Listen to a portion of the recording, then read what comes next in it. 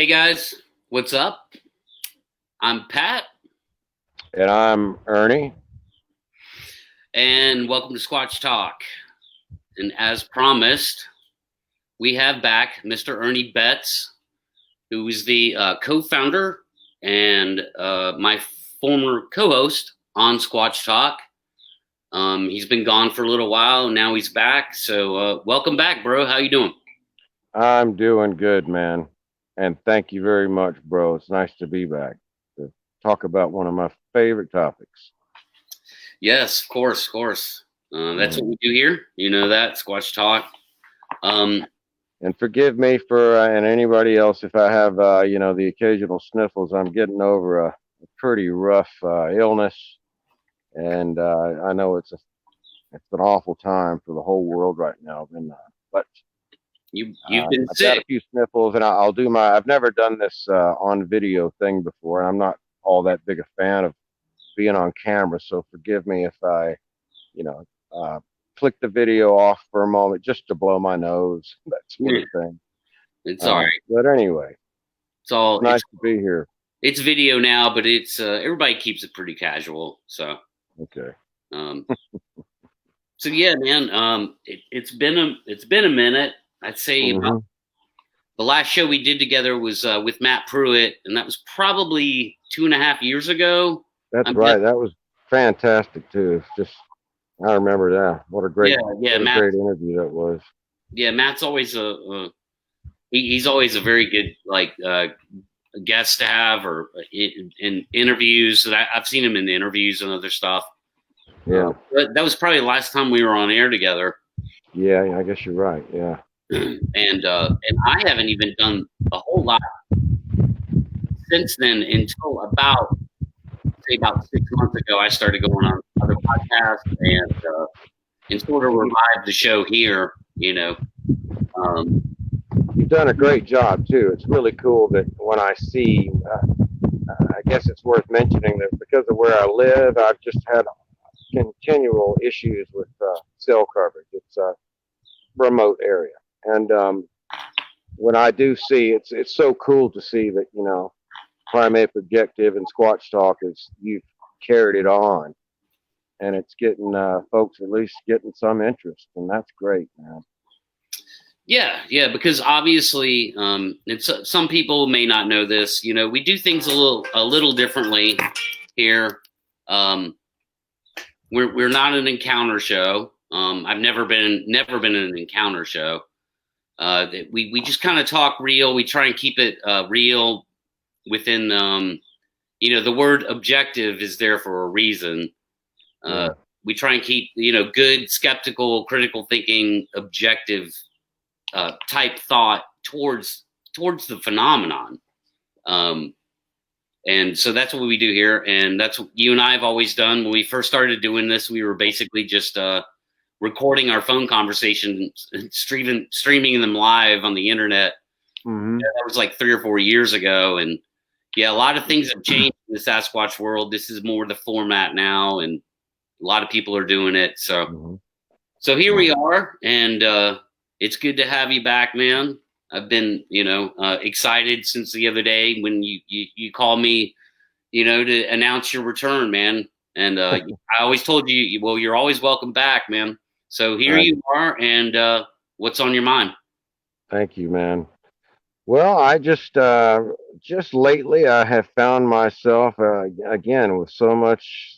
I spend a lot of time away from other people anyway, but as of late, that of course has been kind of the rule. And being alone with my own thoughts, I've just kind of been rephrasing to myself what I think is the best argument, the best debate, the best evidence to support, this theory that there could be a species of undocumented bipedal hominids still in existence in the dense, remote forested, some certain dense, remote forested areas of the world. And these legends have persisted for a long time. And as you just mentioned, the Sasquatch world has gone through a lot of changes. And there is unfortunately, you know, a lot of people that enjoy this new technology, this, you know, being online and being a personality or attempting to, it's a lot of self promotion. And they oftentimes, I mean, that's great. That's great. I'm sure that's a lot of fun. But they rarely ever seem to know what they're talking about. They like to get a big decal, Bigfoot Explorers, and yada, put it on their Jeep and take videos of where they're going in the woods, making a whole bunch of noise. Look at me, look at me, look at me. And then those types of folks often will play recordings of barred owls and mountain lions and things like that, and are just convinced that they're listening to a Sasquatch. And that sort of misstep really hurts the efforts of those who are really compelled by the real evidence that there is. And I think that it's just my opinion here, but I think that it is because there is so much compelling evidence when you're putting your argument together, you should present only that because it's so convincing, for lack of a better word, convincing.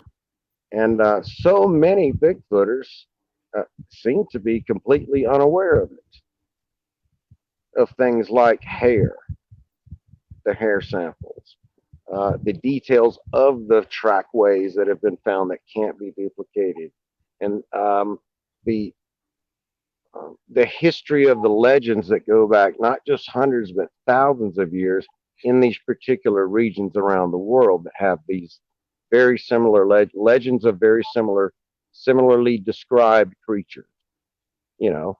And you're like, well, gosh. Then you look into the fossil record. Sure enough, there are Sasquatches in the fossil record. They're right there, a whole bunch of them. Yeah. They are theorized to no longer exist. And then you look at the correlations between these Bigfoot, Sasquatch, Yeti legends, the correlations with the living apes that we have now, the living non-human great apes. And then you look at all the stories from these legends that have been maintained and persist to this day, from Native Americans, Tibetans, Russians, and the people in the Caucasus Mountains.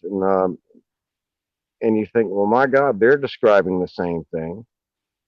And then you hear that there's physical evidence of hair samples found in North America that is absolutely of unknown primate origin, that all matches itself with wild tapered ends and has been cataloged by a scientist, a primatologist named, forgive me, he might not be a primatologist, but a scientist named Dr. Henner Fehrenbach, or Fehrenbach, however it may be pronounced.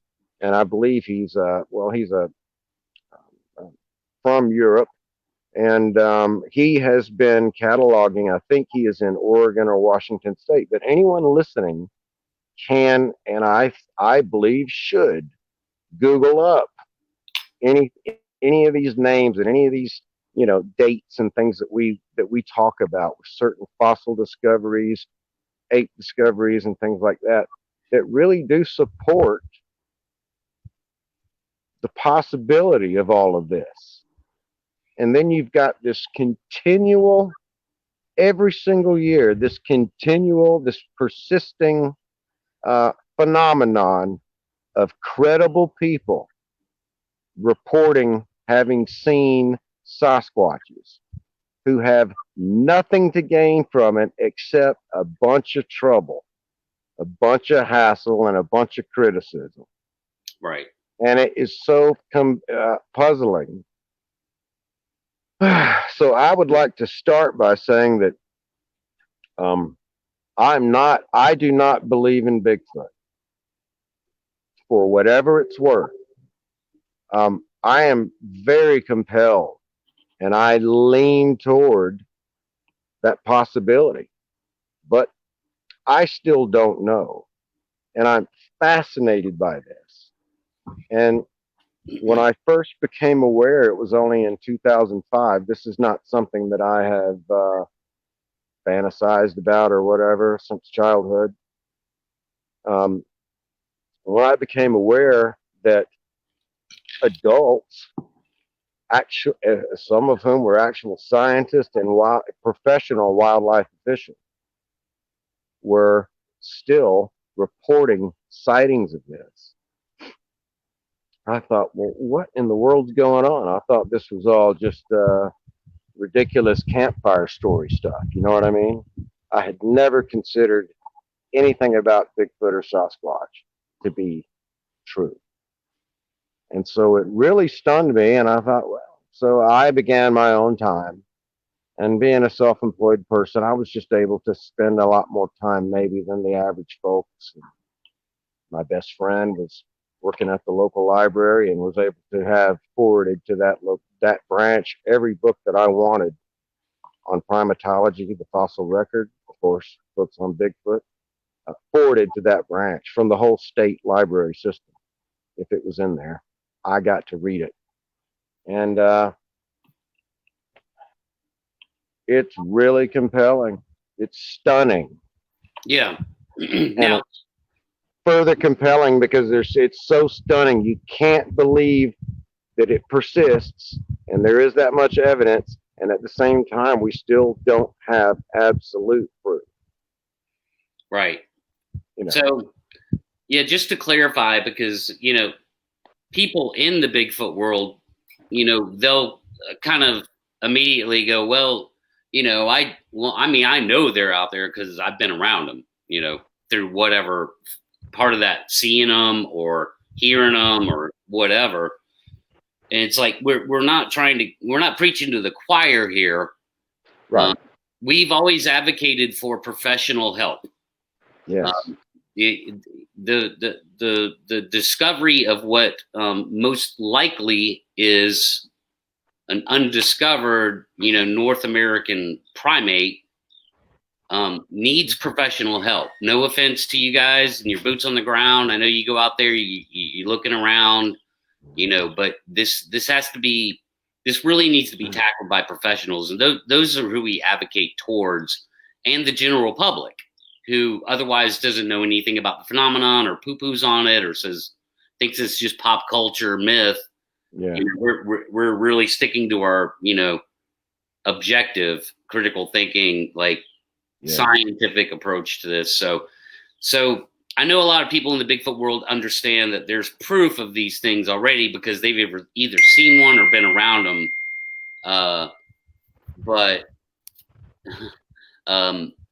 But yeah, so that's kind of what we're talking about now. When you're discussing the record, like the hominid records, like talk about that. Like, what do we know as far as like hominids that might fit into like this sort of like the understanding that we have of other primates that have existed in the past? Right. Well, let's start first of all with the general description of what people call Sasquatch, because I think it's important. My whole thing, like you said, is not to preach to the choir, but try to present what makes sense, what's really there for the skeptical mind, because it's the most important stuff we have. And at the same time, Bigfooters should be aware of this too, and many of them don't. They don't put this forward when they're trying to argue their point of view. So people claim to see giant, hair-covered ape men in the woods that are absolutely huge, that are 4 feet wide or wider at the shoulders, just massive 8 to 10 foot tall creatures that can just that look as though they could just smash any other animal they came in contact with.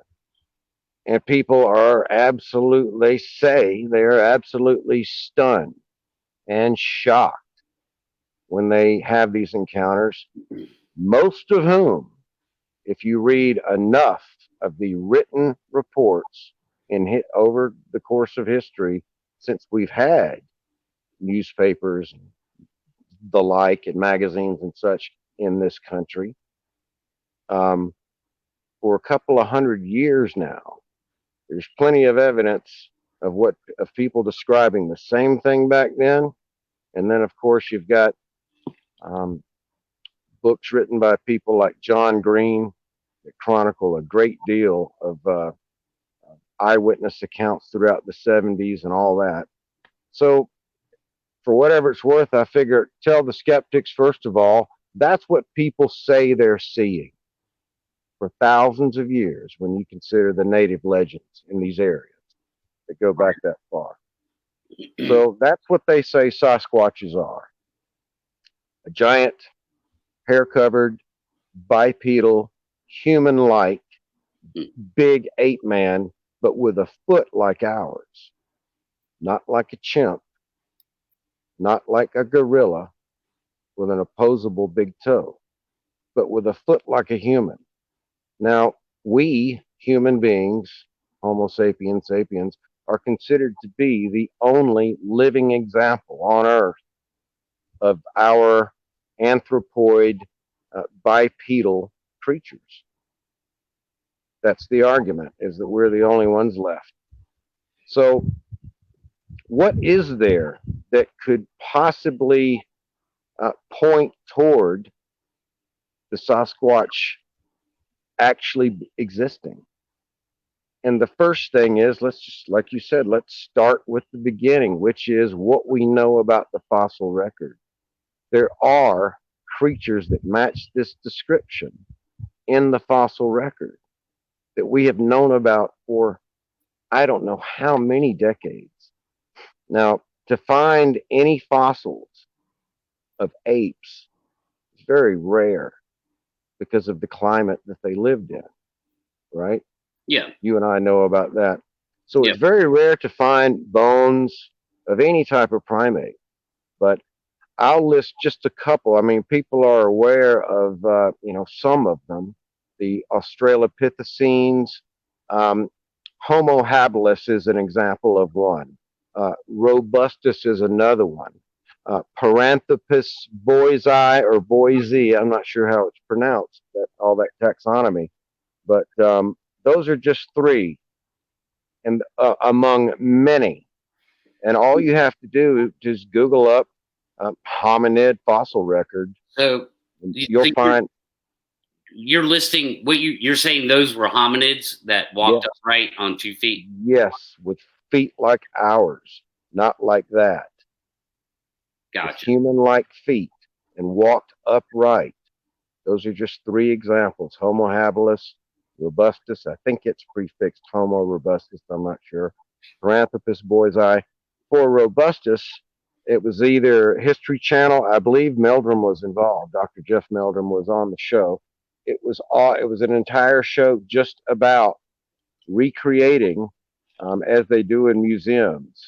They might try to build a model of what they believe the woolly mammoth looked like, or what a certain dinosaur may have looked like, and try to build a model that looks like it's fleshed out, with the skin, the full specimen that's obviously just a created model based on the extrapolations that scientists, anthropologists, and all that, make on what they know about living things, how much weight they support, the musculature of things in that, and whether it's a giant reptile or a giant mammal, etc., on and on and on. Well, on this particular show, which I do believe Dr. Meldrum was a part of, at least as a coming in to sort of advise these people. Yeah, that's expertise.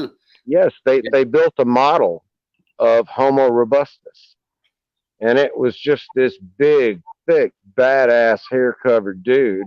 It was a Sasquatch. Period. Right. I mean, these are there are countless illustrations in the scientific literature of what these various hominid species looked like. They are Sasquatches, for lack of a better, just to put it simply. They match the description of Sasquatches in varying heights and sizes and weights, all these different species, maybe 10. That just at least, who knows how many, maybe hundreds. There might be hundreds. But I mean, if you just studied the 10 that look the most compelling to you, then it would be really, it's really interesting. And so the general scientific theory is that we, the smartest apes, apparently outcompeted all of the other hominid species because we were smarter, developed language, could therefore develop better strategic hunting groups, etc. We could take out more prey. We could gather more berries. And we obviously were populating way more than, say, black bears populate or anything else populates. We just keep growing. So that's the general theory, is that human beings, Homo sapiens sapiens, once they began to really progress and evolve, they overtook everything else. And eventually those other species died out. Right. That's the theory. Well, we have a we have a question here that is something we thought we might have to deal with tonight, and that's Todd says, "Isn't the Patterson video proof?" No, it's not proof. And for whatever it's worth, I find the many aspects of the Patterson Gimlin film extremely compelling, as do many other scientific-minded and credentialed scientists like Jeff Meldon, for example.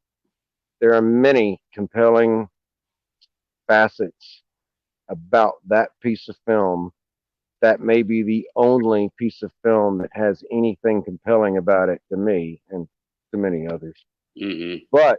But what I speak about is absolute and verified and is looked at, held in the hands proof of certain things. I'm not trying to say that Sasquatch exists. And again, I think it's worth mentioning, for the record, I do not believe in Bigfoot, but I am very compelled by the evidence that is there.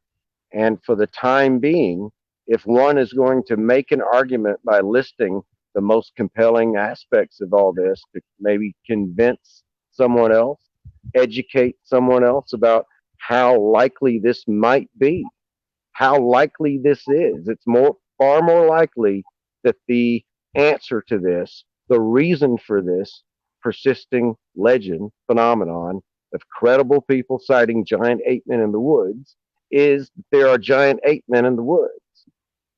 That's the most recent reasonable excuse for why there is such a legend. And so you think, well, if it's possible at all, how could it be possible? And then you look at the fossil record.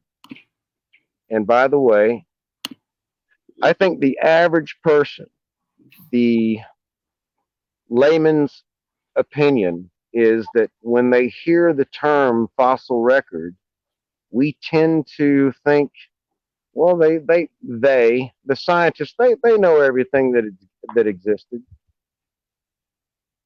But it's just a record of what we found so far. The fossil record is simply a record of what we have found so far. Luckily and accidentally, and most of those hominid species I just mentioned, even Neanderthals, were all discovered accidentally by operations like mining operations, things like that. And they stumble across bones, and then the archaeologists and anthropologists are called in. Excuse my sniffles. So we are very lucky to have fossil bones of anything. You know, it's simply a record of what we found so far. So having said that, anyone interested in this, I encourage to look into the fossil hominids and see just how many Bigfoot-like creatures actually did exist and existed alongside modern humans. Yeah. right along. They walked as we walked, but the theory is they no longer exist. Right. Well, So if I may, go, yes, please. one popular such thing in the Bigfoot world, of course, is Gigantopithecus. Oh yeah, That's become a probably the most popular. it is You know, because of its size. yeah, and uh, and that's a good example of when you're talking about um the fossil record's incomplete. Like Yes, it's not a complete. We don't know of every single hominid that's ever walked the earth. Or if we do, then that's just an amazing coincidence somehow. That we've discovered every fossil there is. We haven't. But correct. the whole Gigantopithecus thing, we shouldn't even know about that species. It was a double-barreled shotgun of a 1 in a billion chance that led to the knowledge of this creature. And I'll start off by saying, one of those shotgun barrels was just the dumb luck that an anthropologist walked into a china shop in 1935, and that china shop was selling dragon's teeth, and he picked it up and looked at it and went, "Holy cow! This is." I mean, he immediately knew it was something special, and that's how we even know about that species. And of course, since they found like the teeth preserved very well because of the thick enamel, Mm-hmm. they still have enamel on them to this day. Yes. And they are big teeth. And Oh, yeah. so we have thousands of these teeth now, but we just got lucky. We just got lucky that a qualified professional found. Perfect. Yeah. Accidental, just Yeah, like I was stating. Yeah. and they were selling them as dragon's teeth. So Yeah. that was the one shotgun barrel of luck. What was the other one?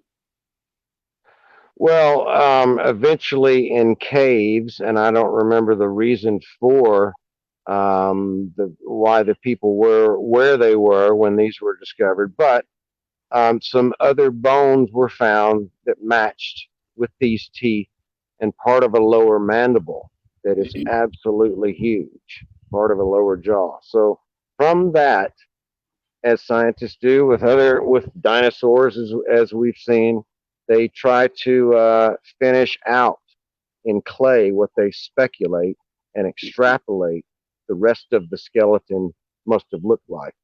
And scientists estimate that Gigantopithecus was the largest ape that ever lived, and it was at least 10 feet tall and maybe 1,000 pounds.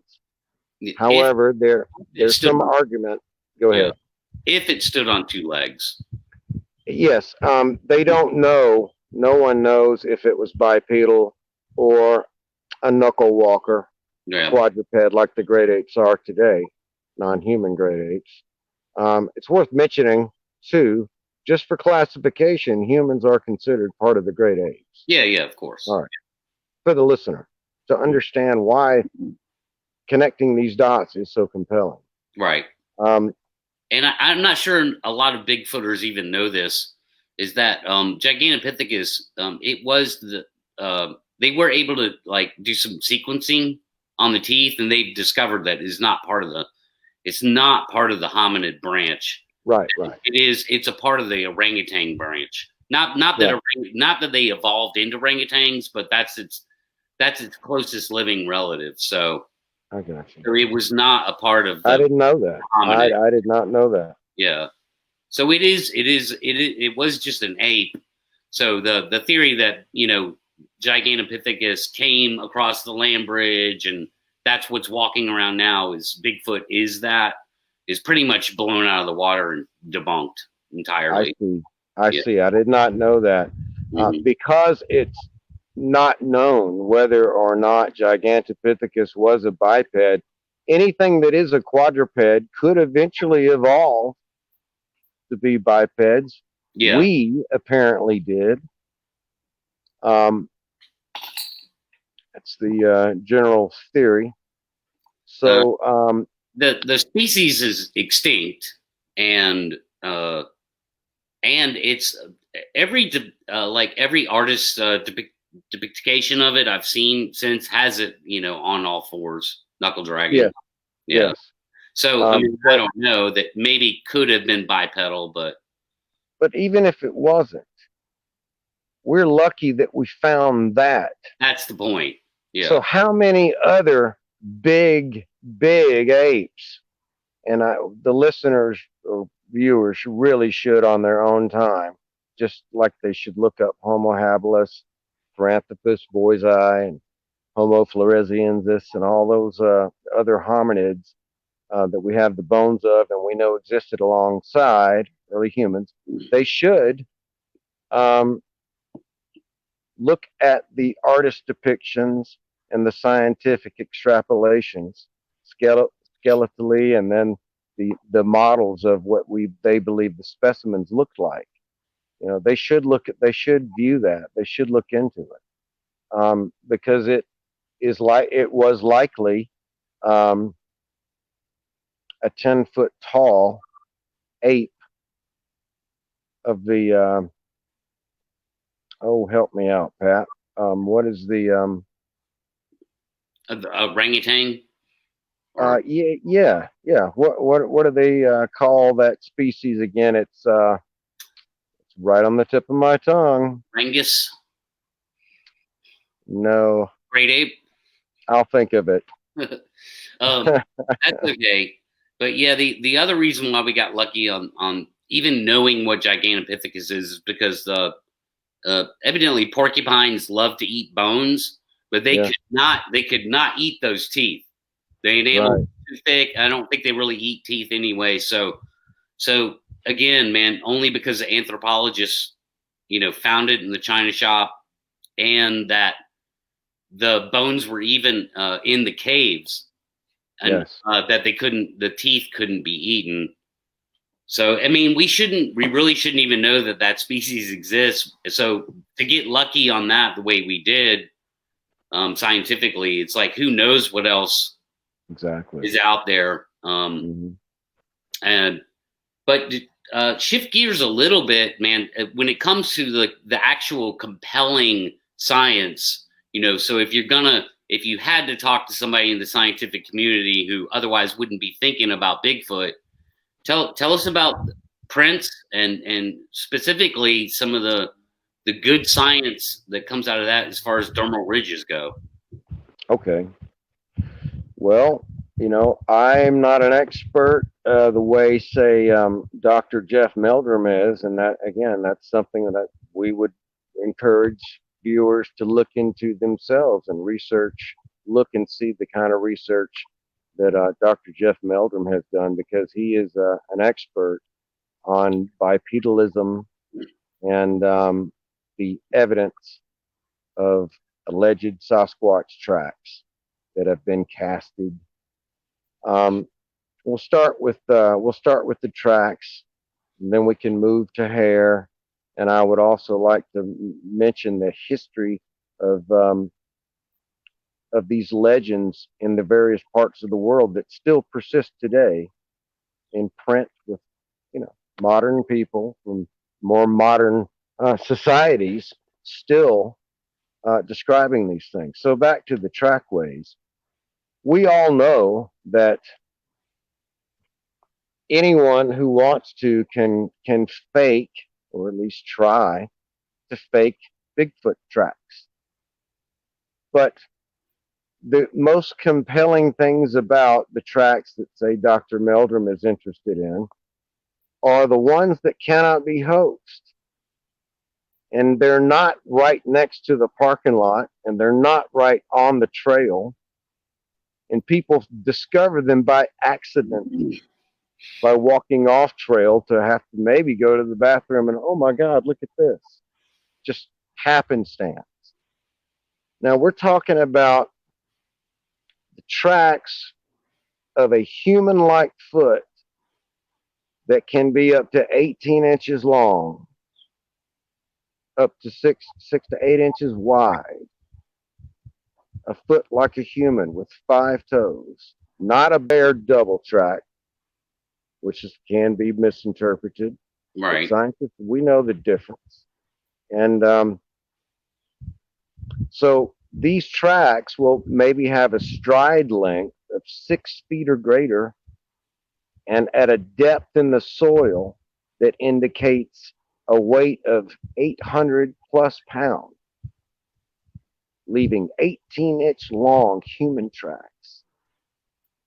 Boom, boom, boom, right in a row and almost like this, not too much of a straddle Yeah. apart from each other. You're kind of They're in definitely line. left and right, but they Yeah. are quite close together as if maybe the hips, have a bit of a swivel.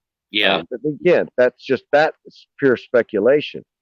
These tracks, many of them also, well, almost all of them display a flexible foot, toes that flex and grip and splay apart, and what appears to be a crease, a bend in the foot like this that humans don't have, but the great apes do have, that is called the mid-tarsal break. And we only know that because we've heard Dr. Jeff Meldrum talk so much about that, he Yeah. being the expert on that stuff.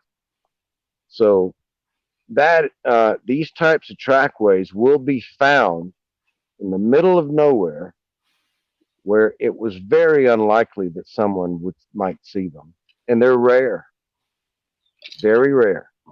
But these consecutive trackways will go up mountainsides and over fallen trees and through thickets and at an angle that humans simply can't do. You couldn't do it with stilts.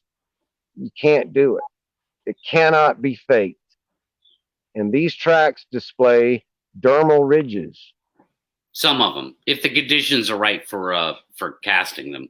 Correct. Yeah. If the substrate, if the ground that they're in, um, yeah. And so that is absolutely mind blowing. That's But a game changer for me, man. I mean, yeah, that to me, once you start getting into dermal ridges, and some of the experts, as you well know, that have I can't remember the guy's name, who started studying the dermal ridges, but I think he was somebody that didn't have anything to do with the Bigfoot world, right? Is that correct? no, yes, he was a forensic uh, specialist with the Conroe, Texas Police Department, and his name is Jimmy Chilcutt. And he took an interest in, he was never into Bigfoot.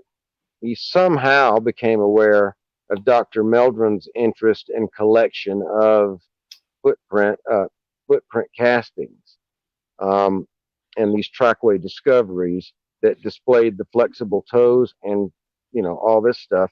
So he asked to have some of those castings sent to him, and he studied them just like he does other things, like trying to put people in jail by matching their sneaker prints or their fingerprints.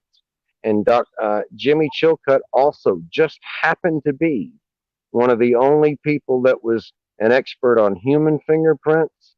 And also, he studied apes, non-human prints, non-human primate fingerprints, and the dermal ridges that gorillas and chimpanzees have when they leave prints. He just happened to already be an expert on that. So he asked Dr. Meldrum to send him some of these castings, and he was blown away. Jimmy Chilcutt said, and said in a documentary that a lot of us have seen many years ago now, that that absolutely, those are primate dermal ridges that indicate, a very large species, and they are, more similar to the non-human great apes that are alive today than similar to human. But they are there, Yeah. and you can't hoax whether you're on stilts or whatever.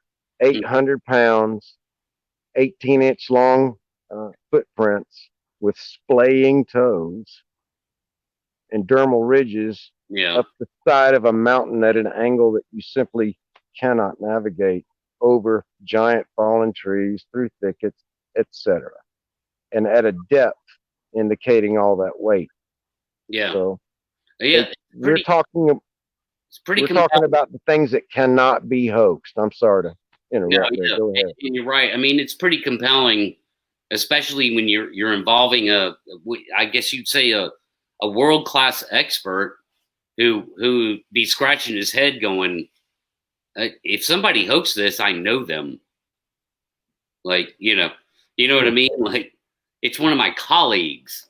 Oh, oh, Joke on me or something. You oh, know? yeah, because they would only they would be smart enough to know. Yes, Yeah, exactly. Well, um, and the thing is, since people like Jimmy Chilcutt making that observation, then many other experts, credentialed scientists, and the like, and wildlife professionals have come to examine these types of prints and castings, and they all agree that these are in fact dermal ridges of a living creature. The foot of a living creature made those prints, yeah. And gripping, again, playing toes. it's just another. It's really just a good bit of knowledge to have in your toolbox if you're going to talk to people about the subject who are sort of outside the Bigfoot world, or especially if they're any kind of scientific professional who you're trying to convince, you're trying Yeah, to make the case, yeah, hey, this is worth at least looking into, you know. yeah. Um, Far more so than just blurry photos or blurry videos right. And or inconclusive audio. it's far more compelling than, going on camera, and saying, I assure you these things aren't apes. It's far more compelling than that. Yeah, yeah. Um, And like I said at the top of this, I'm not used to being on camera. It's not my favorite thing, um, because I am so compelled. I'm so interested in this topic. I'm so fascinated by it, mhm. despite the fact that I'm not what you would call a believer. I'm someone who has analyzed all of the evidence and looked at the big picture of it all. And I'm so compelled by it. I'm more interested in the facts than in personalities of people who might also be interested in this. And I just want to hear more data. I want to hear more information about it. And Mhm. damn it, damn it, I want to know. I Yeah, want to know. I want to know.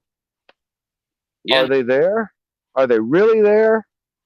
We've been to the moon, and you're telling me that Mhm. we still don't know for sure that there could be these giant monsters, for lack of a better characterization, actually existing in nature, and we don't know about it. Well, some people do know. Oh, I'm gonna like tentatively say, unfortunately, some people do know because they've seen them, and you know as well as I do, Ernie, that sometimes that happens in a very, very intimate way, very close personal proximity. I yeah, mean, it's never fun. It's never fun. Sometimes it could be messy. Let's just say. Um, so some people do know, and but it's worth. there's no way for them to prove it. I mean, they could talk about it until they're out of breath. Man, it doesn't matter. That's not one anecdotal account is not proof. Right, Um, right, and and so it never will. leaves these. Go ahead. I'm sorry. It never will be. But I'll say this: the body of anecdotal accounts proves that the phenomenon is real. It just doesn't offer an explanation as to what it is. Precisely. We Yeah. know the phenomenon exists and is real, of credible people who stand to gain nothing by making such a claim. Do vehemently stand by what they say happened to them.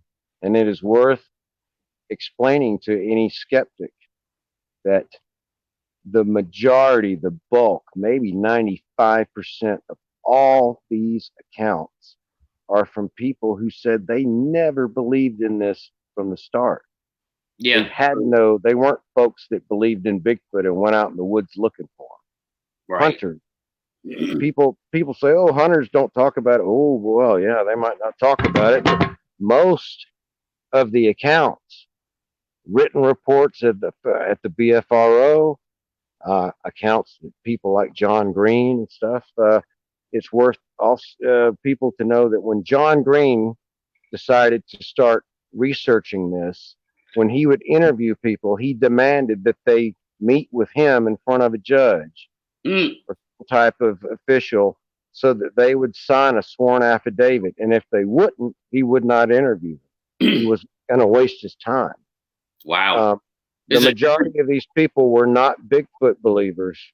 Yeah. And then once they have their encounter or their sighting, they don't call themselves believers. They call themselves knowers, just like you said.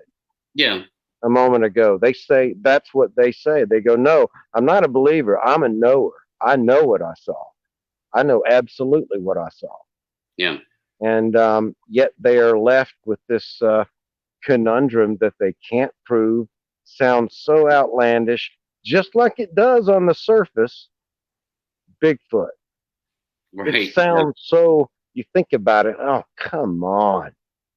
Even me, I still am. I just get on the fence sometimes. I'm like, man, what is going on here? I mean, really? But yeah. Well, a lot of them, so I understand the skeptical, the inclination to just want to dismiss it all because yeah, it does. It's hard to wrap your head around. Yeah. Yeah, on the surface, man, it is just seems so ridiculous. But that's why this is so fascinating to me. It's because it's not just crazy people. This is many credible folks, most of whom are hunters, who describe being in their deer stand or walking to their deer stand and having these encounters. So it is a lot of hunters that make up many of these reports going all the way back for as long Yeah. as written reports have been cataloged. I'm sure a lot of them really just keep their mouth shut. They've had something happen out there and it just kept their mouth shut. Even with today's like ability to be anonymous on the web to some degree, you know, they just don't want to talk about it. Their mind's probably so blown by it. It just goes against everything they know that they don't want to share it with anybody, man, because of what their ego or whatever reason, you know. People have their reasons, that's fine. But I'm sure, I mean, there's a huge element. I mean, it's probably a 10-to-1 factor even today with the ability to be anonymous. It probably is a 10-to-1 factor of people that, one being people who talk about it, 10 being people who never say a word to anybody. That's a great observation, man. That is a great point. That really is. And that is very likely the case, I would say. And in my opinion, for sure, if it is a 10-to-1 factor, that puts it in the millions of people. Let's just say over the past 50 to 80 years, millions of people, you know, people that could still be alive, you know, millions of people have actually had a pretty, definite encounter with them. And most of them just don't want to talk about it. Right.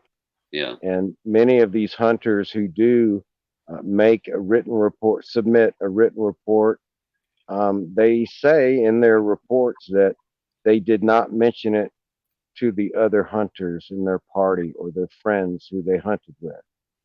But they were so shocked and stunned and affected by their encounter, their sighting, that they on their own wound up, you know, searching the internet and finding these online Bigfoot communities and the BFRO, which catalogs many reports. Yeah. And they'll submit a report somewhere just to get it off their chest. And in their reports, they say, many of them say, that they're just too worried about ridicule, and they did not mention it at all to anyone else. Yeah. I mean, it's like, our friend Dave Bacara, that is the curator of the Bigfoot Museum here in North Georgia. So he has that museum, and it's obviously, it's dedicated to Bigfoot. And, he's always telling us stories or publish, he'll go online and tell a story, because it's almost every day someone's coming in there wanting to tell him a story, because it's a safe place to do so in their minds. Yeah. Dave, the way Dave Picard describes it, I mean, just to sort of paraphrase him, is that, people will pull in there and just look around and make sure there's nobody watching them, or their neighbors aren't driving by, noticing that they're about to walk into the Bigfoot place and talk to the Bigfoot guy. And they'll, Picard says they'll come in and introduce themselves and just kind of in hushed tones want to say, hey, look, here's what I saw. And they don't really want to have to tell anyone else. And they don't want anyone else to know that that's what they just said to the curator of a Bigfoot museum. That's how Dave Bacara describes or characterized, many of these folks. And that's very compelling.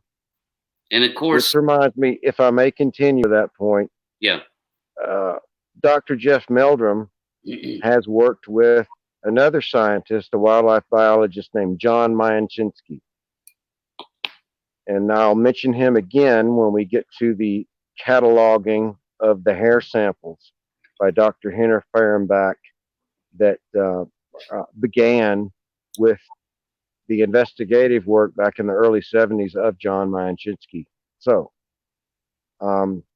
bring me back around. What was I just talking about? We were talking about Dave and how people will, They, Dr. Meldrum and Mayanchinski, they had something, I think it was called the North American Ape Project. Excuse me. And John Mayanchinski, this is a video that people can watch where he is giving a presentation. If you just type his name in, you'll figure the spelling out as you attempt it, as you sound it out. It'll come up for you. Dr. John Mayanchinski, and he on YouTube, and he is giving a presentation about his evidence in the case for Sasquatch at something that's called the Yakima, Washington, the Yakima Bigfoot Roundup, Sunday presentation, something like that. And you'll find it. And you should listen to it. It's maybe 40-something minutes long. It is why would you not want to hear and what a scientist has to say about this? Yeah. And he's got 40 minutes of stuff to tell you about that is very compelling. Well, he says that when he and Dr. Meldrum were working together in different spots, that they would be approached by wildlife professionals who would want to tell them about their sightings and encounters, but only in pure confidence and only as long as they kept their information and kept their names out of it. They wanted to remain anonymous, but they wanted to offer and contribute the information that they had to these scientists that they heard about who were really looking into it. And so it really helped Mayanchinski and Meldrum in their research to have credentialed wildlife professionals like forest rangers and other wildlife biologists that work in the field, and on and on and on. And in Mayanchinski's presentation that's for free on YouTube, he has behind him, as his slides progress with the topic as he discusses it, it's like a 2-column list of the professionals, all the different types of professions, from park ranger to timber cruiser to all of this stuff. All anonymous. So they trusted them. Yes. in communications, and that trust has never been violated. No, they never have. And you know why? Um, Because both those guys are professionals and good dudes. they appear to be, man. They appear to Absolutely. be very genuine, And only interested in truth. and just so you know, man, let's throw this out there real quick.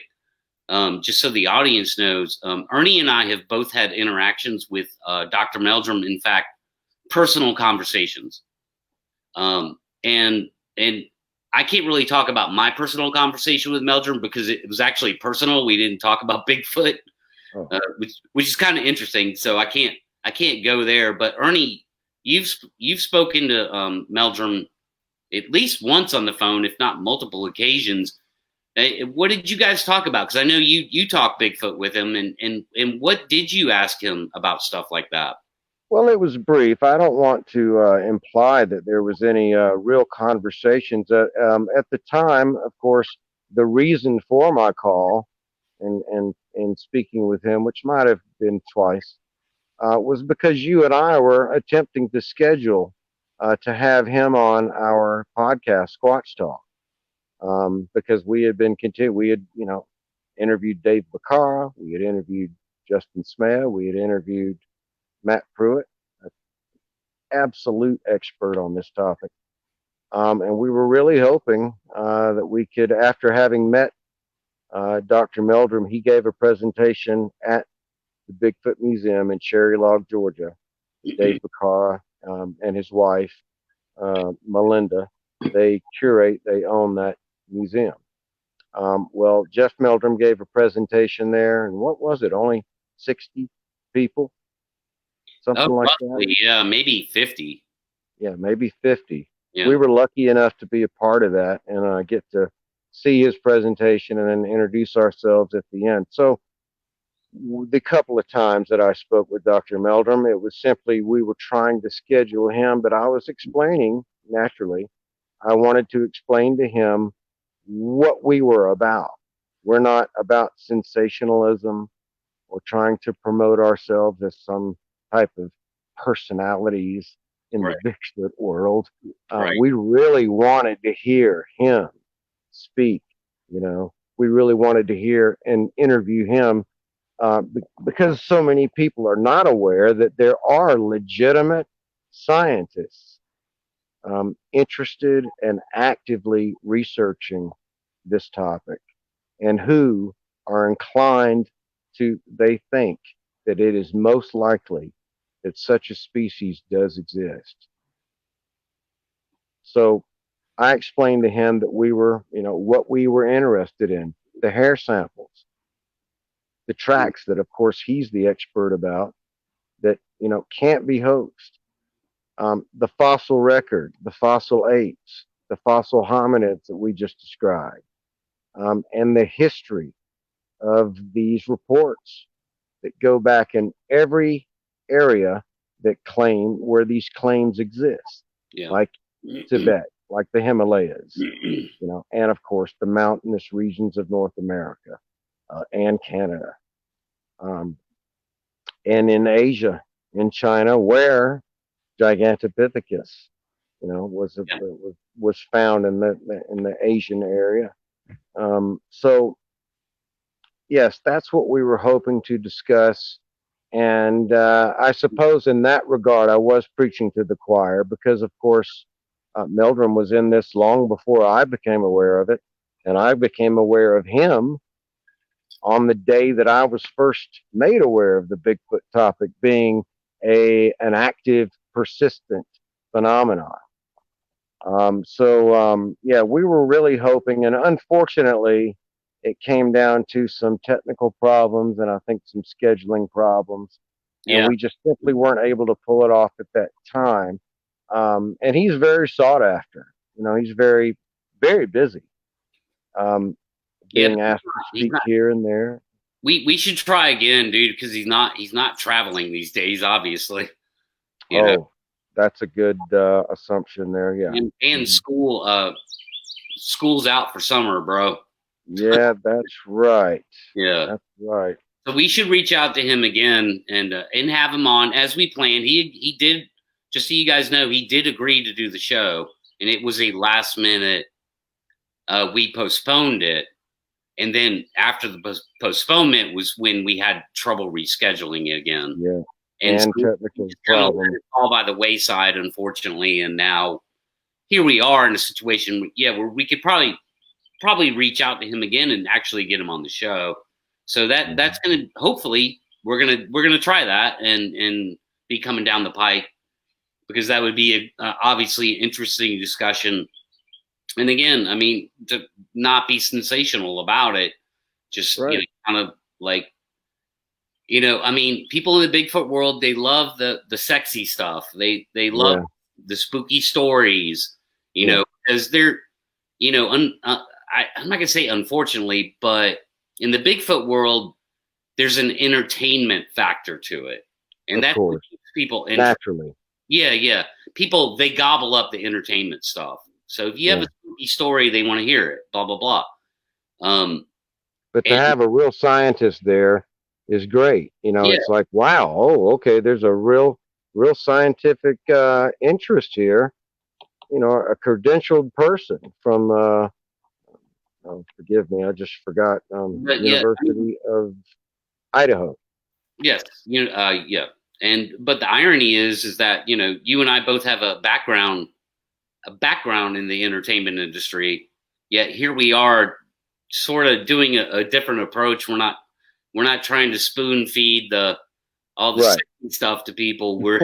Which we could pull off, man, because of our entertainment background. 20 plus years for both of us. 40 most likely, 50 years, in music. But that's how much we're compelled by the real evidence here, and the real possibility is you and I are way more about facts and evidence than personalities. Yeah. And self-promotion. We'd much rather, I don't care who, if they can, I don't care who winds up discovering an actual Sasquatch and proving it. I don't care who does it. Really? I want to know. Really? I want to know. Okay, so before I go, I want to know. So if Rick Dyer drags one into town and in front of the news cameras in all the world, you're okay with that? I'm totally okay with it. Crazier things have happened. Crazier folks have wound up in positions no one thought they would. Yes, that would not bother me at all. Of course, we'd still be making fun of Rick Dyer for the hoaxing that he's done in the past. But yeah, I want to know. And if they exist, gosh, I want to know. In my lifetime. What do you think it's going to take, dude? I mean, I'm not, okay, let me say it this way. I don't ever advocate for anyone to go out in the woods and try and hunt these things. And I don't advocate for that because I'd be advocating for somebody to put their life in danger, as far as I'm concerned, But so with that being said, what do you think it's going to take, man? Do you think you could wave a DNA piece of paper in the air and that'll prove it? Do you think it's going to have to be a body? Is there something in between? Like, what do you think could happen to really move the ball down the field?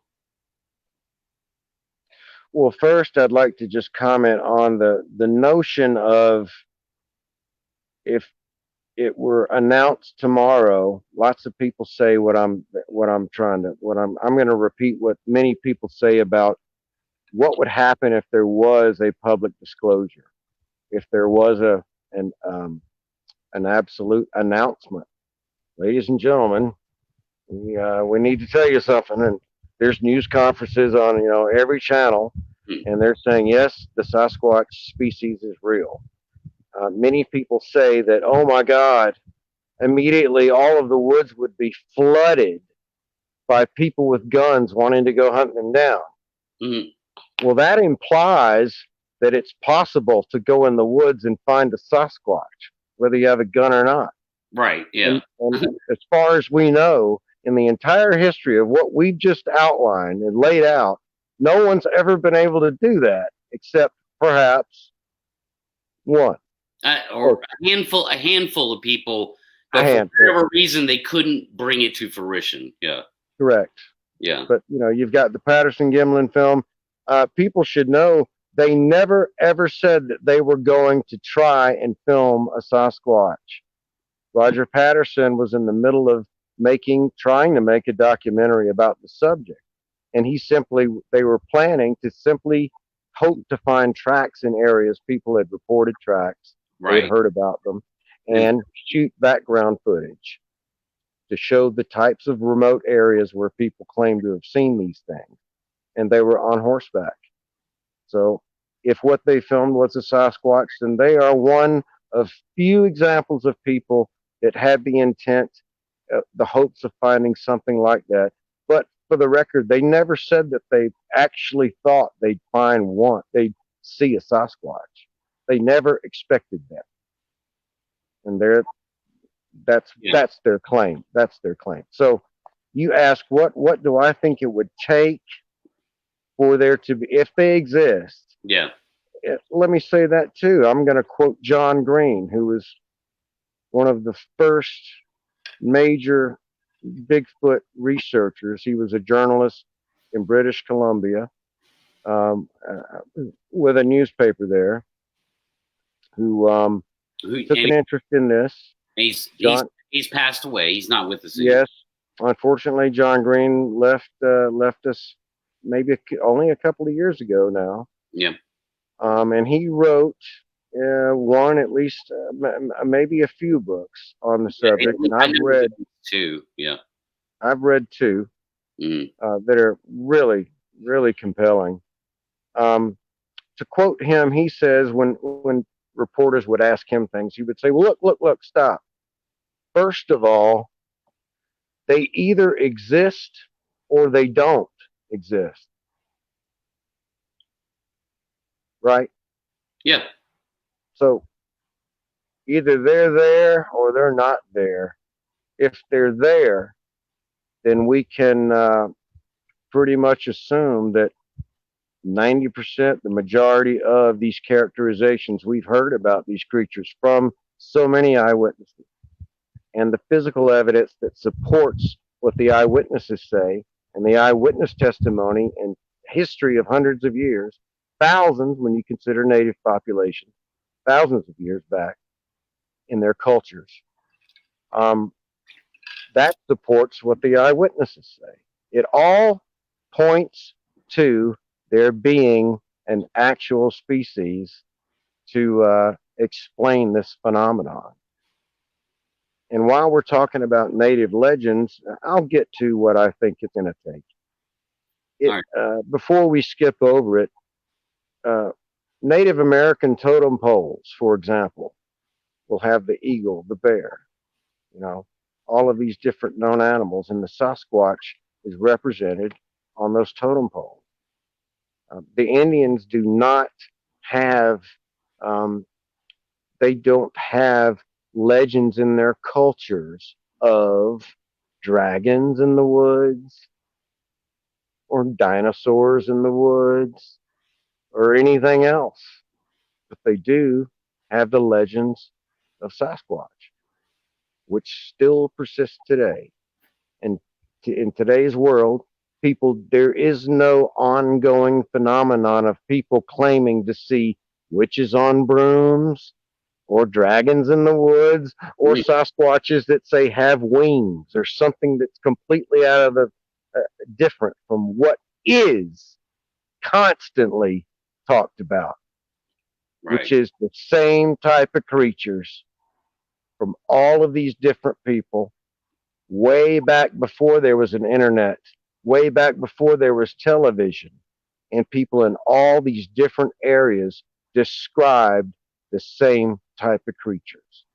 A big, hairy ape men in the woods. I think if they exist as a physical flesh and blood species, that somehow evolved, learning to stay away from us because we were killing off everything and out competing everything, like we just talked about that theory. If it is assumed that all of these other fossil hominids went extinct because of our amazing progress and outdoing them in every way, then the only way such a species could continue, could have survived our progression, would have been to learn and evolve to stay the heck away from us and Right. recede further and further into dense remote areas, difficult areas where people just Right. can't get to, can't navigate on foot. Not well, at least. No, very, very difficult. Yeah. So if that's the case, I mean, if you want to say, yeah, of course, well, yeah, I guess they're all extinct. And if you're asking me what would it take for such a species to still exist or to have existed while the others died, it would have somehow they would have had to avoid humans. So that's the theory of Sasquatch. Sasquatch theorists, which I suppose I'm one. Excuse me, I'm getting a little dry here.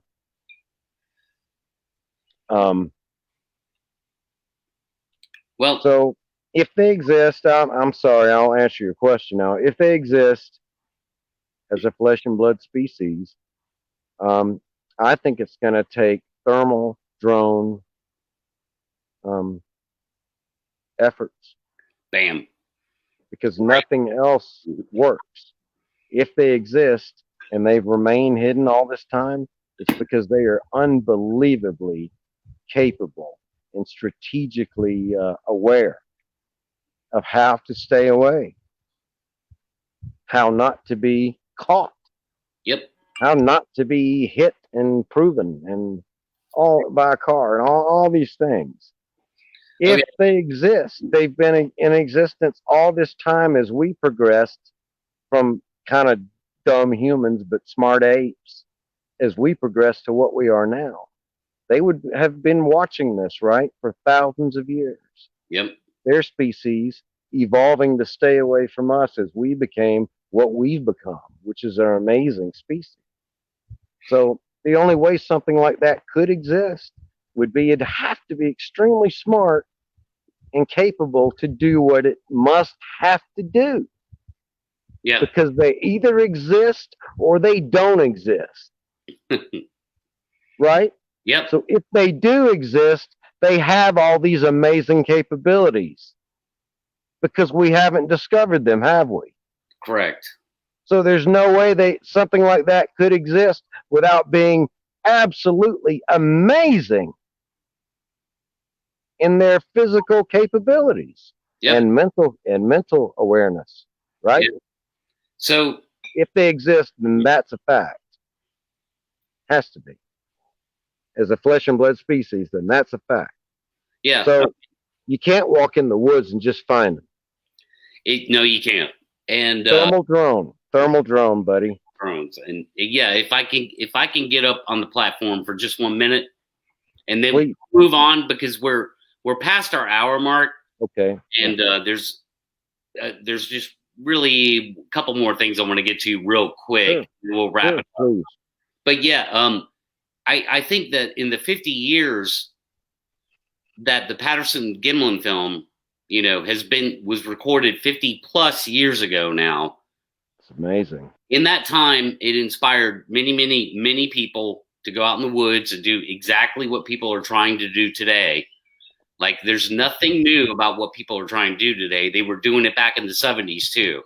Right. It's just that the technology has gotten better.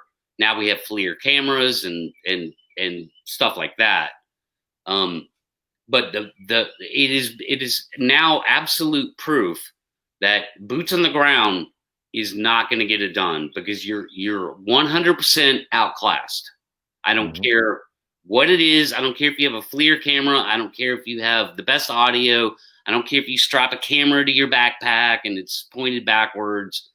None of that's going to work. These things are not going to be tricked into revealing themselves, other than some inconclusive, obscure. I don't really know what that is. Like, it's not conclusive, right? So obviously, when Sasquatch and people come together, the Sasquatch go into a people mode. They put it in people gear, and that's all we know about them is when they go into people gear, because that's the only time that anybody's ever observed them. You know what I mean? Go into people. Say that again. People what? People gear, like people mode. Oh, yeah. Right. In other words, getting around people. Yeah, when they're around people, they're only in people mode. You know. Okay. Yeah. So that's the only thing we know about them. It is time it's time to move the ball down the field. It's time to put the Patterson-Gimlin film way in the history books where it belongs. On the shelf. Yeah. As compelling as it is, and know what it is, and refer to it if you like. Yeah. Get into it if you like, but it's still inconclusive for the time being. Absolutely. So that being said, and thank you for, saying the thermal drone thing, because obviously we're friends and I've talked to you about it a lot, is that, it's my plan to take a thermal drone out into known areas where they are known to habituate and look for them in a 4 square mile, 6 square mile, 8 square mile, 20 square mile area until I see one, until I hone in on one. Mm-hmm. And if that doesn't work, they don't exist. Right. Period. Because if they exist and they have evolved and watched human development and learned to have to become more and more reclusive, because we become more and more daring and capable with our technology, no matter how aware such a species could be to stay away from us on the ground, they can't hide from a bird flying over. Mm-mm. How are they going to hide from something they can't even hear, like a drone? They can't. Right. So that's the idea, is that is the best idea so far. Not my idea, but your idea, independently of other people thinking this similar thing. Now that this technology, I invented the idea, Ernie. But now that this technology is there, you just think, okay, well, if they exist as a flesh and blood species, this is the way. And how could it not work if they're standing there? Yeah. Or they're some kind of magical being. It's either, yeah, right. And hey, if that's the case, I'm out. That's exactly what I was gonna say. Is if that's the case, then I don't know nothing, and I can't help you anymore. Yeah, I don't. All I can talk about is what's actually been documented, what can be measured and analyzed. If there's some kind of magic involved, well, okay, we'll take off. I can't. I don't know nothing. I don't chase ghosts, dude. I don't chase ghosts. I don't invite, demons or Nephilim into my life. And I'm not poo-pooing any of that. I'm saying that if that's the case, that's the case, that I have nothing to offer. No, except stay away, because I don't want it in my life, Right. Yeah, exactly. But, exactly. For whatever reason, these things seem to be, they're seen in the woods. They don't just go strolling through people's living rooms in downtown Chicago. Right. So there's got to be something to that, right? Yes. Like I say, human development started slow. Think about how the Native Americans lived, and even the early European settlers. It's not like a city was there overnight. So if these creatures exist and we're evolving to stay away from human beings just so they could survive and stay away from being killed and out competed, Well, then as we developed, as we progressed, it was slowly over time, right? Small villages turned into larger villages, turned into little burgs, then towns, and then cities. Obviously, and just like black bears, it's not like they just get stuck in downtown because they didn't move away as we started building our town and cities. Right. So it just makes sense that over all of this time they would have just learned to stay further and further away and Yeah. I mean, recede further into the most remote areas. I always say it's a good starting point. A good starting point with this phenomenon is let's approach it as an undiscovered primate of some type, and go from there. Because if you just leap straight into the supernatural, then it gets convoluted. The supernatural doesn't explain anything. You're right. When you go straight to the supernatural or anything like that, you're literally saying, I can't explain something, therefore I can explain it. I mean, it's a logical fallacy. It's kind of a cop out. Yeah. Right from the start. Right. A cop out in that assumption. Particularly when there is all of this compelling evidence and anecdotal, the history of reports and native people's cultures going back so far, and all of it correlates with itself. They all describe the same thing, and we have physical evidence like hair and tracks with dermal ridges and flexible feet that cannot be hoaxed because of size, depth, stride length, etc. Then why would you need to add any type of magical, supernatural, other dimensional aspects to it in order to explain it? Apparently, if they exist, they are this incredibly intelligent species that has evolved to stay away from us. Well, Ernie, I mean, it's my opinion that people do that because of the void of knowledge.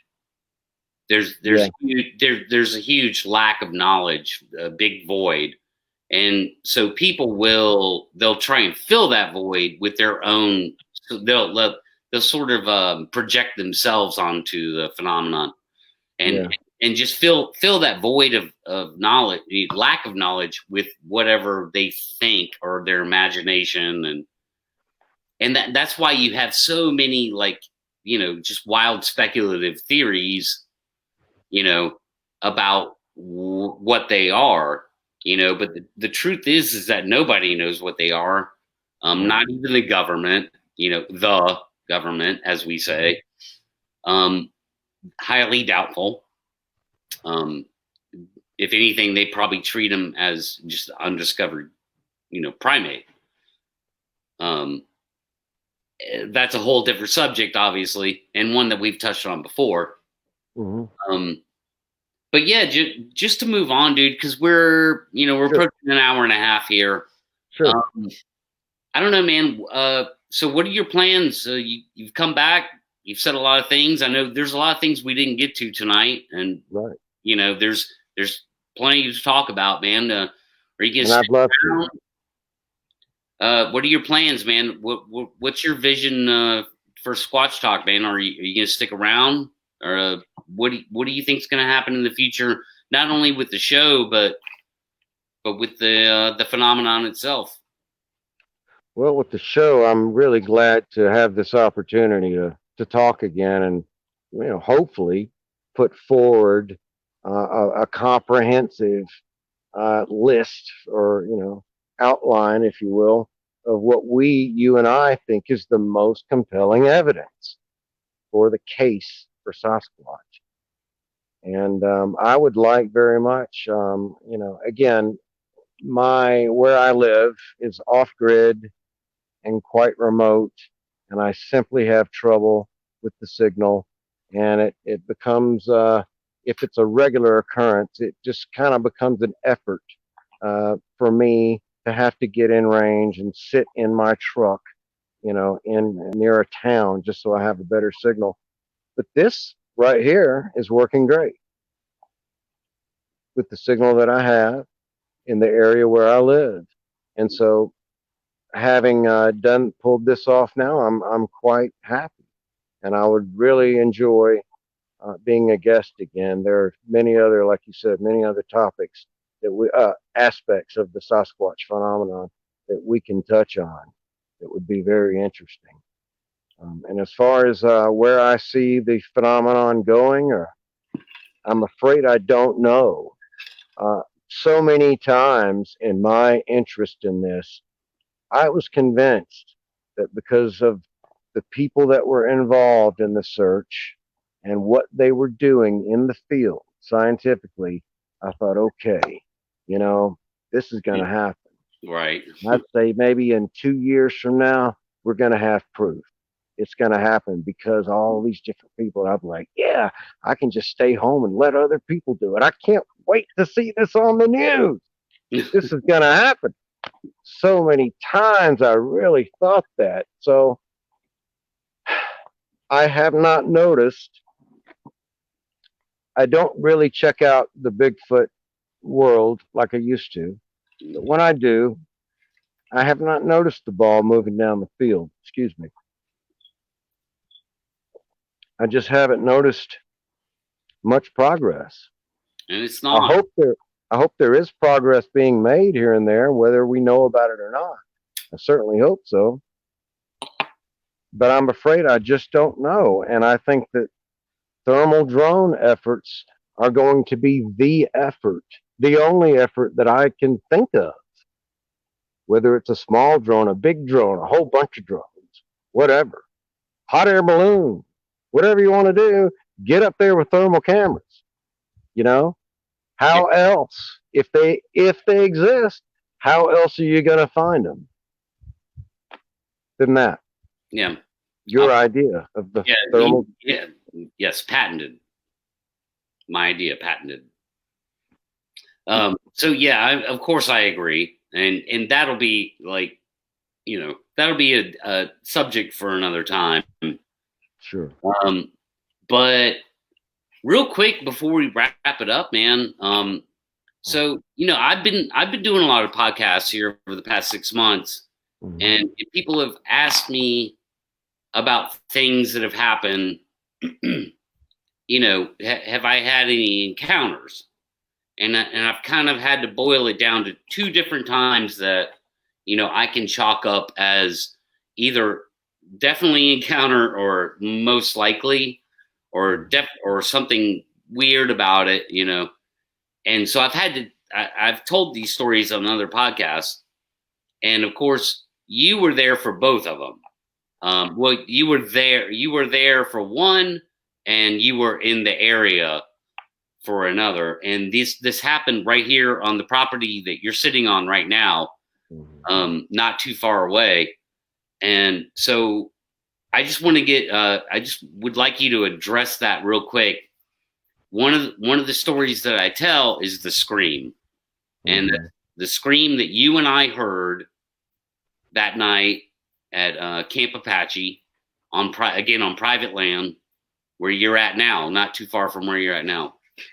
And people always ask me, because I tell them that, that later on in life, you ended up building a cabin not too far away. But so I tell my story about the scream. What's your interpretation of the scream that night?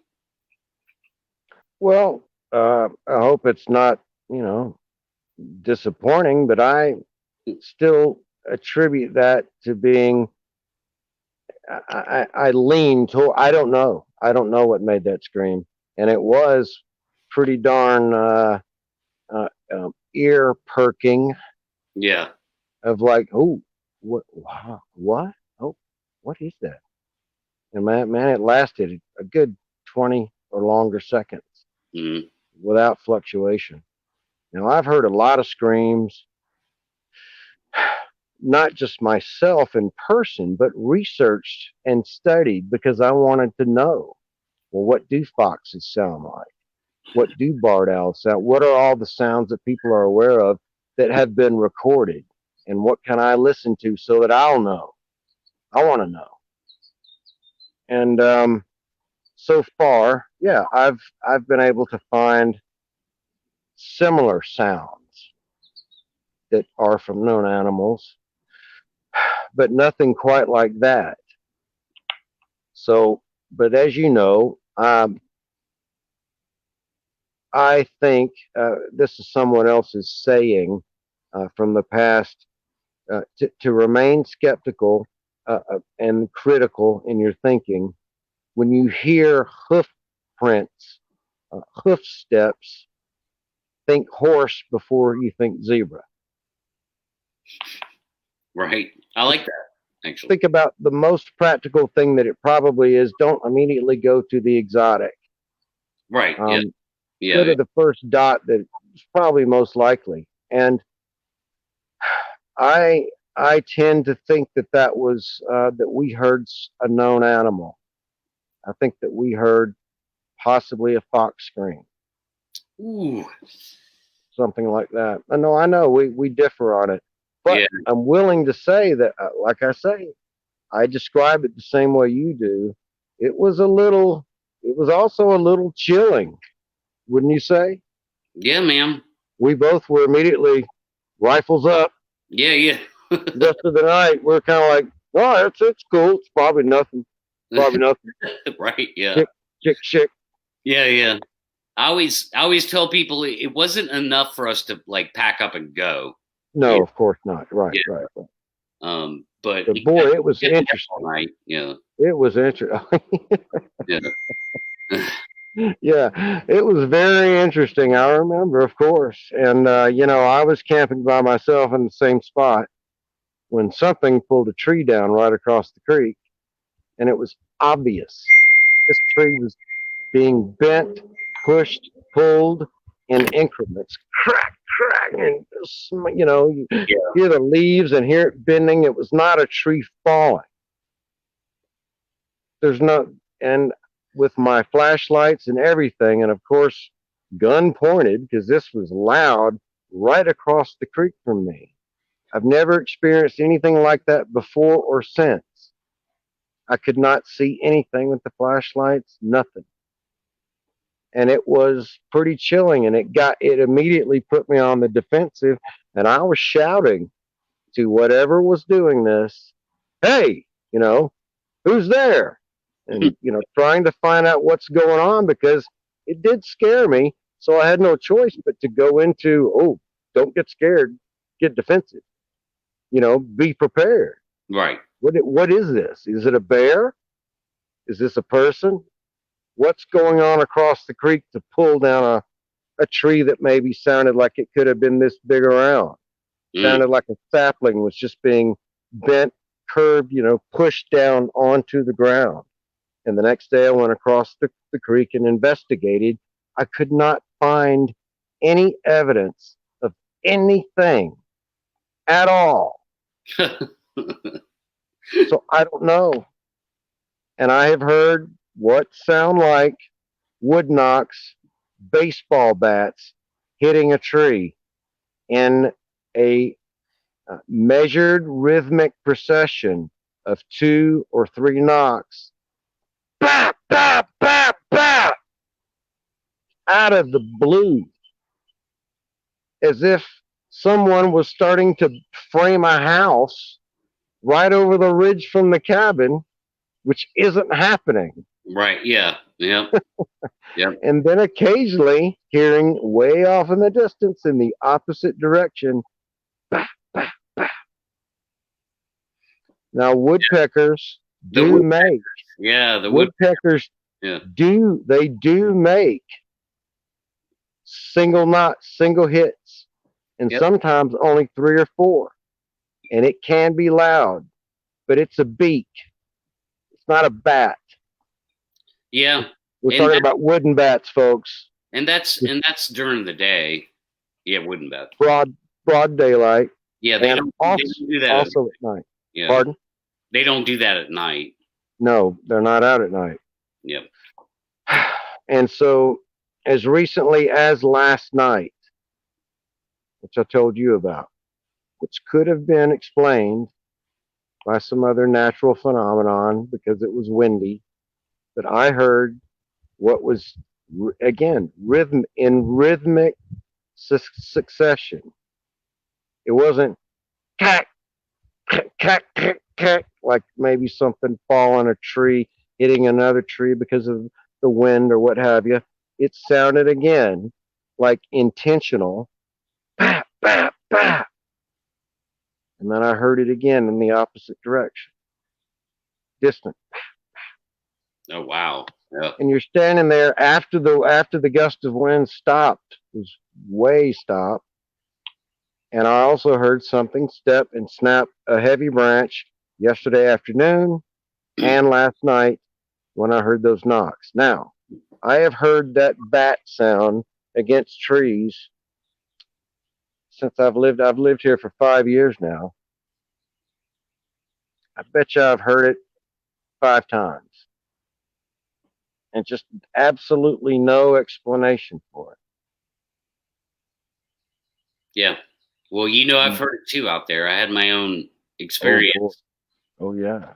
Right there at the campsite, maybe 100 yards from your cabin, where your cabin is now.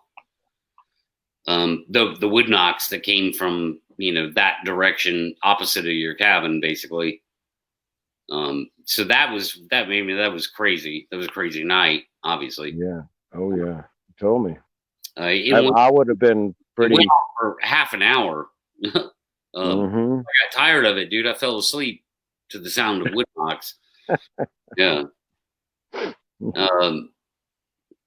Yeah. So yeah, it's kind of interesting that things happen around there. We're not trying to like say, oh, there's Bigfoot around everywhere all the time. Like look at the one. Let me draw a little red circle around you right now, and there's one actually. Yeah. See that thing, that little thing right there in the green and the bushes. See, it's right there. Can't you see it? Yeah. So much of that going on, and that hurts. It really does hurt and cloud the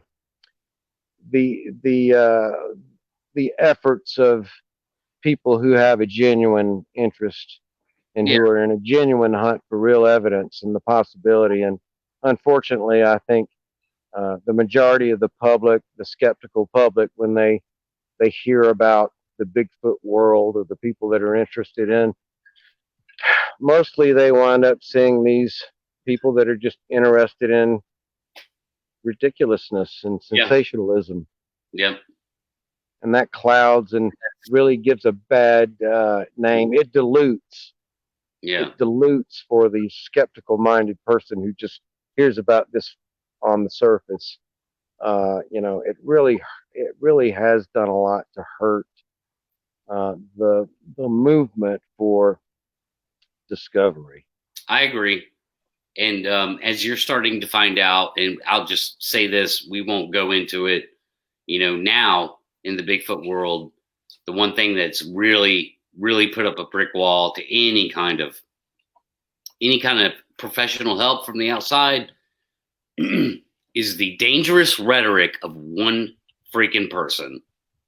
One guy who managed to build a huge following, a subscribership. His name's Steve Isdale, and he is introduced dangerous rhetoric into the conversation.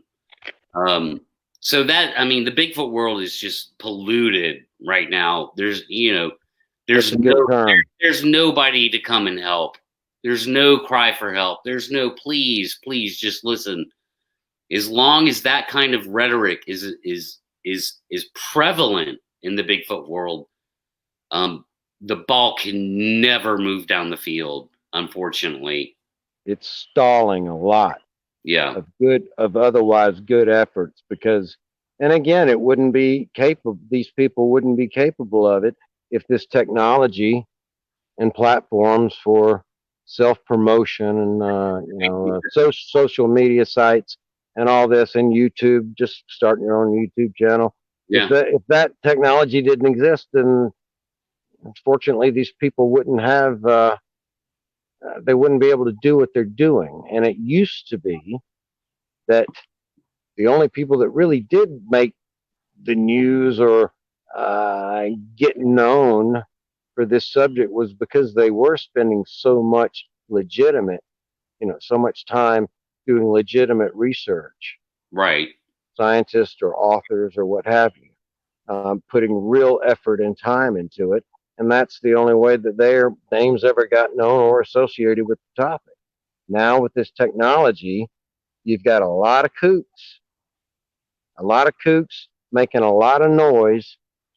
And a lot of the noise they put forth is the sound of barred owls and coyotes and bobcats. Right. They And don't know. They don't know jack squatch. by the They way, don't know nothing. it's Bard, BARD, not barn. Two R's. Two Barred, as in barred from the bar Bard. because you were so drunk. You were barred from there. But yes, barred owls they even make what they call the monkey howl. And they It do. sounds like a primate, loud too. Very, you wouldn't think a bird could do something like that. Yeah. So it's worth knowing all that stuff. But yeah, you get people like this guy you're talking about, and it really does upset us, folks like us, who have a genuine interest. And you wonder why people would Yeah. bother. But I guess there's just, it takes all kinds. Yeah. I'll just say this before we wrap it up here. Like, Okay. Steve Isdale is toxic. He doesn't know jack crap about the Bigfoot world or the Bigfoot community or Bigfoot itself. I don't care if he had encounters or not. Like, he's a toxic dude. He's just arrogant and toxic. So people like unsub. I recommend an unsub. But I could say that because I don't care. I have no monetization in this world. I'm just here giving my opinion. The Bigfoot world doesn't make or break me, Right. So Right. Exactly. yeah. I'm just Well, interested we can. in truth. That's it. Amen, brother. And perhaps another episode, we could really just dive in and kind of get a little bit of frustration off of our chest and Yeah. just address this phenomenon of both hoaxers and just Yeah. self promoters who are flat out wrong. I agree. In a responsible way.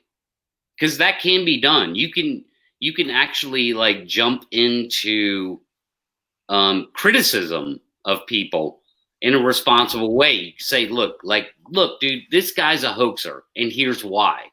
And you can lay that out, how and why they do that, and at least create the compelling argument for why you think they're hoaxing or whatever. You don't just have to like be, attack attack good men for no reason is just is bad.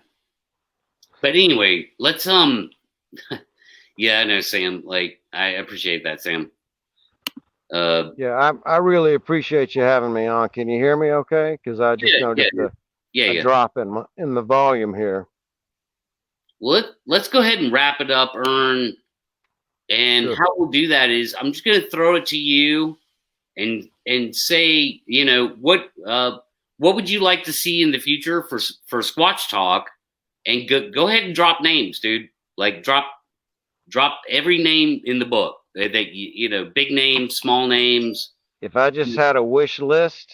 Yeah, just like, what would you? Oh, I'd love to have Dr. Jeff Melder on.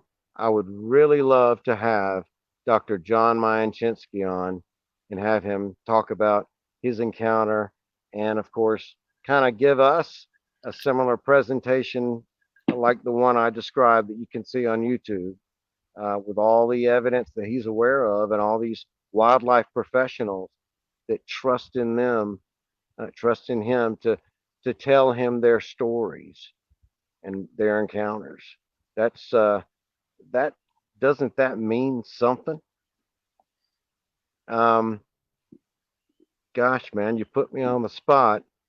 Yeah. And but people like that are who really I am fascinated with the knowledge that they have and the evidence, both physical and anecdotal, that all supports, completely supports, points to, correlates with the legend, the idea, the stories that there is a species of giant hairy ape men living in the most dense, remote, forested regions of the world. Excuse me.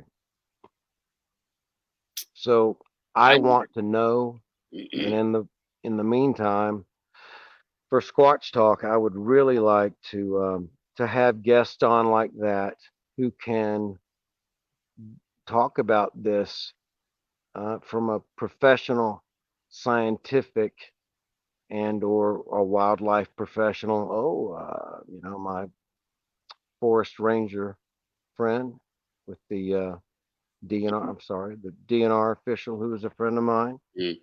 Um, and people like that, and anyone else that you and I have yet to meet who might be a wildlife professional or a park ranger or with the Forest Service who has any evidence or knowledge, we would love to talk to you. If they're out, if anyone like that is listening, we would absolutely love to talk to you. Yeah. So yeah, that's what I would like to do with Squatch Talk. And man, I'm grateful to be back. I'm glad this technology is working where I am when I was having so much trouble before. So Well, yeah, dude, it's good to have you back.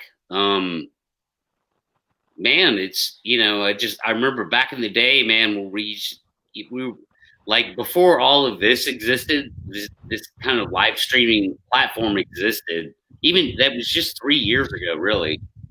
We were just kind of like recording our conversations and live streaming them on the internet, like through YouTube on Google Hangouts. Like it was just kind right, of it was a little goofy at first, but it turned into something cool. And I'm glad I'm glad you're back now to bring bring your knowledge to the table, dude. I always refer to you as the encyclopedia. You know, because you know me, and I can never remember people's names and like what was that thing? What was that guy who said what when? And you're like, oh you dumbass, it was John Mayachinsky that blah blah blah, and so yeah, it's good to have you back, man. I hope, yeah, and I hope people. I know, like, I hope people have enjoyed it. We're not overtly trying to be, entertaining here. We don't really have a lot of spooky stories to tell, although some things have happened, obviously, sure. and we And we we can talk about those, we later. covered those bases, man. We got screamed at one night. Ernie thinks it's a fox. Um, he's clearly scared to death that there might be Sasquatch on his property, so he's just being he's in denial. I want to say that. I'll openly say that. I'm not a believer, yet I'm terrified at the Right. thought of having happened to me what so many people claim happened to them, which is you live in a remote wooded area and one night you're just hanging out watching TV and you look out the window and there's a giant Sasquatch looking in at you. And that would scare the hell out of me. Of course it And I would. don't know, I honestly don't know, despite all the research that I've done and the knowledge I think I may have on this topic, even if I saw one and it was near my cabin, I don't know if I could continue to live here Yeah, alone of course. with giant monsters around that could just come in the kick the door in whenever they wanted. Yeah. I don't know if I could do that. So I'll Yeah. leave everybody with that. I mean, that's how interested I am in this, is that if they really do exist, then I may have to pack up. And move back to the city where it's safe in Yeah. 2000 Hey, lots spring. of folks said they did that for that reason. Yeah, but now it's Many people. I think I'd rather deal with the Sasquatch than the living around 5 million people with COVID-19. Good point, buddy. Good point. But you might be immune now. Maybe. I can only hope, bud. I can only hope, and who knows what kind of testing, if I'm lucky to have it, might yield, what information it might tell us after the fact. But yes, I have only now recovered from the heaviest, hardest hitting illness I've ever had. I've never been this sick in my life twice in a row. And of course, it happened at the same time of this COVID-19 breakout. And so there's no telling. Thank God I did survive. For whatever it's worth, I thought I was dying twice. Yeah. And over the last 2 months, it's been a very, very difficult road. I hope that I have now recovered. I'm still having a little trouble catching my breath. Yeah. Well, I hope I'm now recovering from it. I hope you feel better. Continue to feel better. Thank you, buddy. Do recover from it, of course, man. You're my friend. Like, we've been friends for, I don't know, too long now. Yeah. Should I say 20 years? Yeah. That's right. Amen, right, brother. So yeah, we have quite a history together, but I'm gonna go ahead and wrap it up, dude. And yeah, man, let's make it a point. You dropped a few names tonight, and we'll reach out to these people. It's not like trying to get a hold of Steven Tyler or anything. Right. Which I could do if I wanted to, but I'm sure you can. You could. Yeah.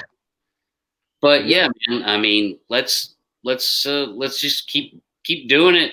I've enjoyed it, and keep the faith. Yeah, I have too. Thank you, buddy. Thank you. I appreciate it, and I appreciate what you're doing with what you've done with the podcast. Right on, man. Thanks, man. All right, so we're gonna go ahead and sign off, man. I'm Pat from Squatch Talk. And I'm Ernie with Squatch Talk. And thank y'all. Thank you very much for listening and watching. All right. Keep it squatchy, guys.